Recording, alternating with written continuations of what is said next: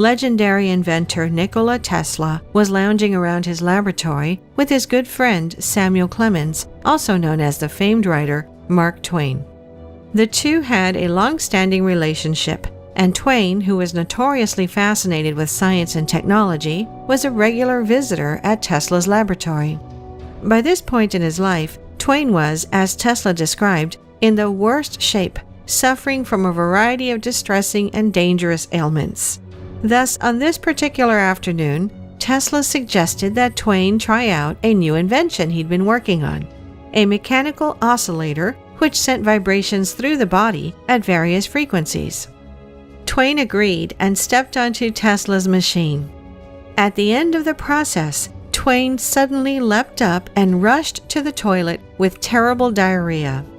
Despite this, Twain would continue to use the machine daily for almost 2 months, at the end of which he had, in the words of Tesla, regained his old vigor and ability of enjoying life to the fullest extent.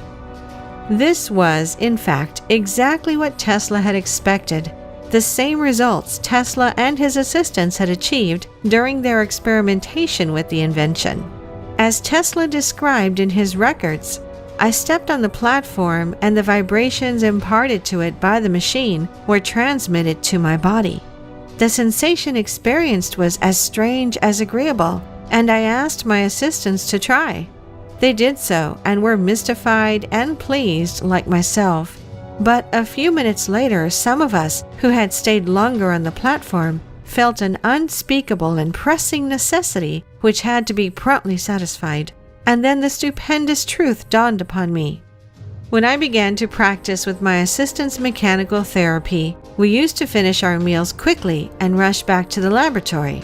We suffered from dyspepsia and various stomach troubles, biliousness, constipation, flatulence, and other disturbances, all natural results of such irregular habit.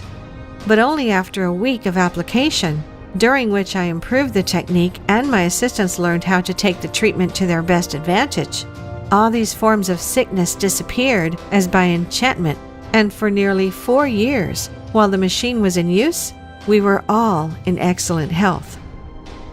Tesla described this discovery and invention as his greatest contribution to human well-being, a bold statement for an inventor on the level of Nikola Tesla.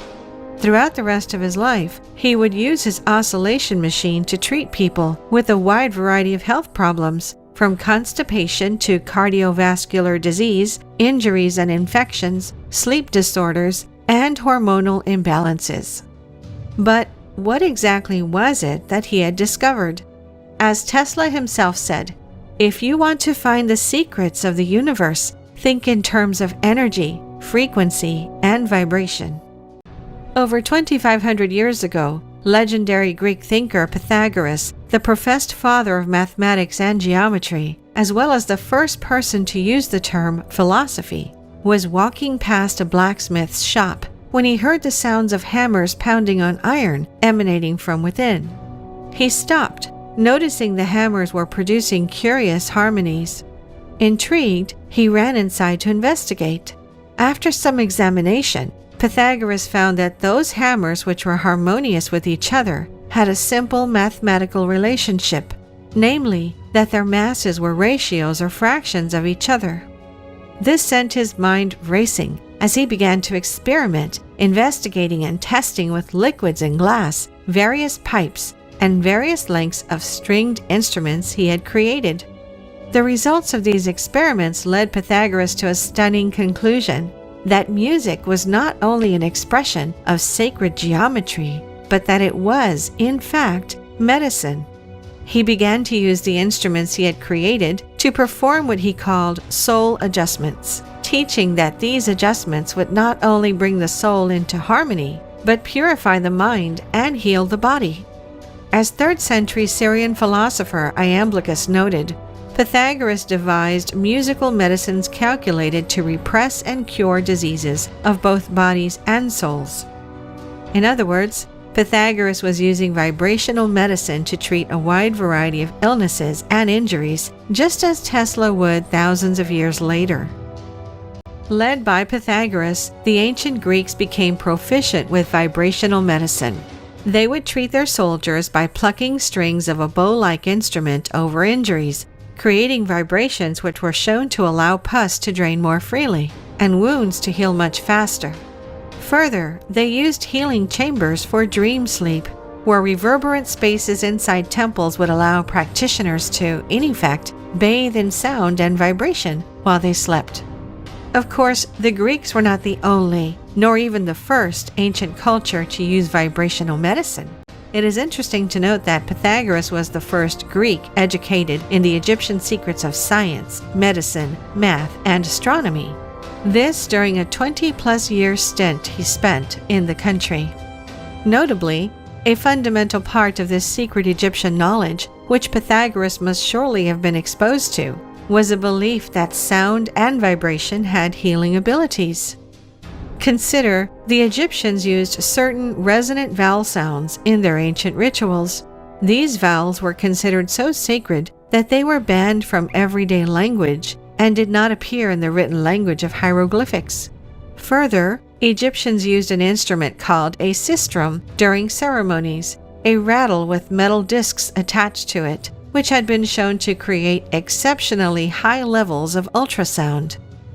There are some, such as Egyptian archaeologist Dr. Abdel Hakim Awyan, who believe that the pyramids themselves were used for sound healing. Dr. Abdel suggests that the large granite sarcophagi which have been found inside various pyramids were not sarcophagi at all, but rather conducive platforms for people to lie on and absorb sound vibrations resonating through the chambers. As he explains, every chamber within the pyramid has a specific harmonic, replicating the harmonics of the cavities of the human body. Sound healing techniques were then used to restore the patient's body to the correct harmonics.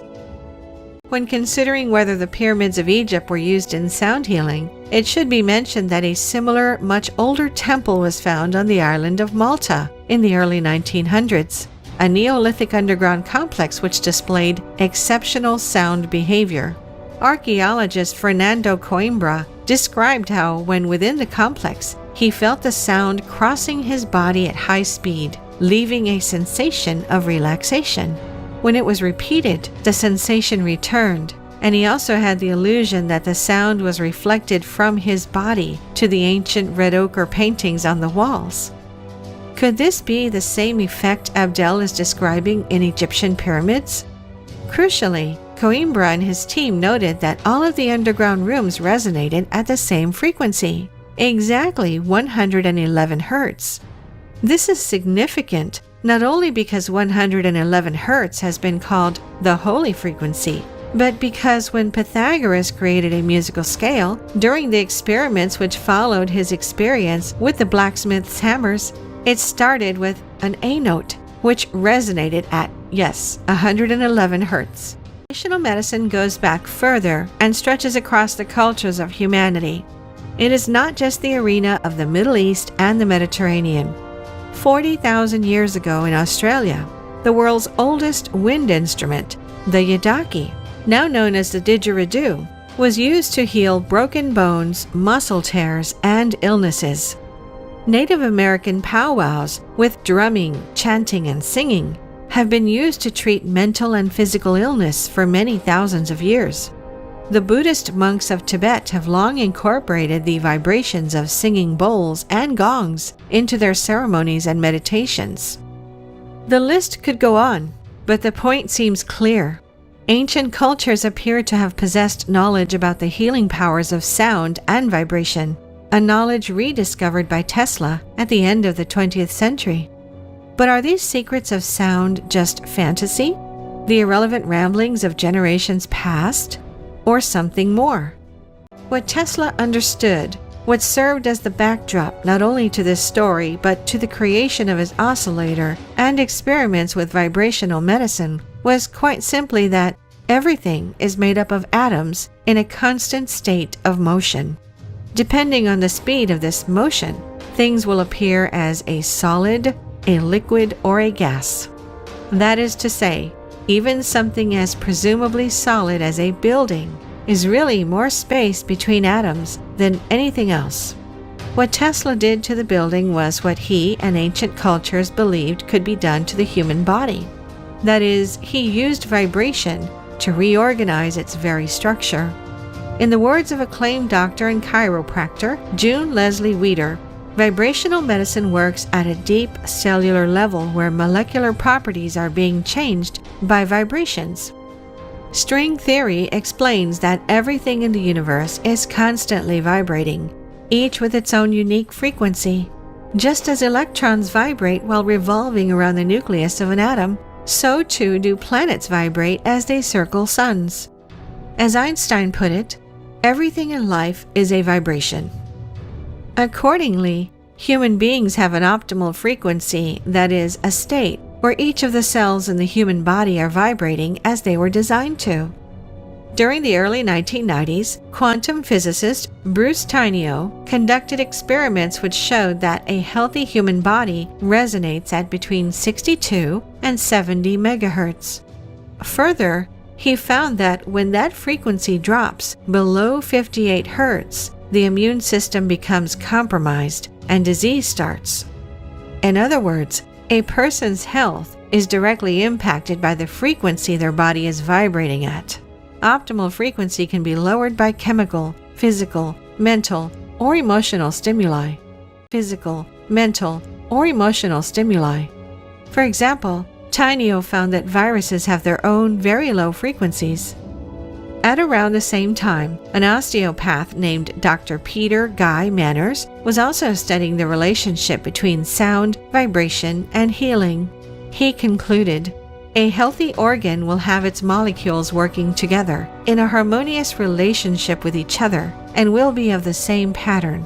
If different sound patterns enter into the organ, the harmonious relationship could be upset. They may establish their disharmonious pattern in the organ, bone tissue, etc. And this is what we call disease." Vibrational medicine is an attempt to use vibrations to put a body's frequency back into an optimal place, to reconstruct the harmonious relationship of molecules working together. This is what Pythagoras described as bringing order to chaos and discord. Through his soul adjustments, the concept which led Tesla to surmise, if you could eliminate certain outside frequencies that interfered in our bodies, we would have greater resistance toward disease. Here the question must be asked, if vibrational medicine is in fact based on the fundamental biology and quantum physics principles upon which the universe is constructed, then what might be possible? What powers might vibrational medicine hold? In 1981, a biologist named Helene Grimal came together with a composer named Fabienne Maman to undertake a groundbreaking study on the effects of sound waves on living cells, most specifically cancer cells. For 18 months, they worked using gongs, xylophones, stringed instruments, and the human singing voice, recording what happened to the cells when they did. Stunningly, they found that using a 9-note Ionian scale caused the cancer cells to lose structural integrity and explode in minutes. Think of a wine glass shattering when an opera singer hits a high note. As Maman described, cancer cells cannot maintain their structure when specific sound wave frequencies attack the cytoplasmic and nuclear membranes. When the vibratory rate increases, the cells cannot adapt or stabilize themselves and die by disintegrating and exploding.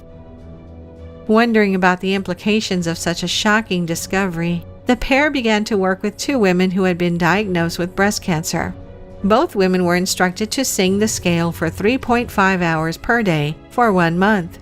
At the end of this period, one woman's tumor had become undetectable, while the others had simply dried up. Since then, further studies have been conducted on the effects of vibration on cancer cells, including one early in 2020, which suggested that ultrasound can destroy cancer cells while leaving other cells intact. These types of results have scientists thinking big. As Anthony Holland, a musical scientist, recently said during a TEDx talk, "I now believe that the future cancer treatment rooms for children will be a very different place. It will be a pleasant place where children gather and make new friends. They probably won't even know they're sick. They'll draw pictures, color in their books, play with their toys, all the while unaware that above them, beautiful blue pinking plasma lights are emanating healing, pulsing electric fields, shattering their cancer painlessly and non-toxically, one cell at a time. That, moving beyond euphemism, vibrational medicine might actually be able to do this? Incredibly, its effects on cancer cells are only the start of the powers of vibrational medicine, which science is now recording. Studies have shown that the practice of sound bathing, that is, exposure to vibrational medicine, directly reduces anxiety and depression. According to one study, 62 women and men with an average age of 50 reported significantly less tension, anger, fatigue, and depressed mood after sound sessions. A study in the Journal of Athletic Training described how vibration therapy can help muscle soreness after exercise, while other studies have shown vibrational medicine to help with arthritis, menstrual pain, post-operative pain, and chronic pain. Vibrational therapy has been used by the Russian space program since the 1960s and is used by NASA today to increase the bone density of astronauts, something which is now being applied to patients with osteoporosis and spinal cord injuries. Elsewhere, a study published in the Journal of Diabetes, Science and Technology showed vibration therapy to improve blood flow and help with the neurovascular complications of diabetes. But it goes even further. A recent study reported in Neurorehabilitation Journal suggested that vibration therapy can decrease muscle tremors and rigidity in people with Parkinson's disease, while a 2014 study published in the Egyptian Journal of Medical Human Genetics found that vibration therapy can help children with cerebral palsy increase muscle strength and decrease spasticity. Additionally, research has shown that vibration therapy can help Alzheimer's patients with thinking and memory. Take a step back. What is being described here is some sort of miracle drug, a treatment for everything from pain and injury to mental health to serious illnesses, even those like cancer and Alzheimer's, thus far deemed incurable by mainstream medicine. Vibrational medicine, its secrets based on the foundational principles of biology and quantum physics, known to the ancients and rediscovered by Tesla, must surely have the power to change the way medicine is practiced and the way human health is approached.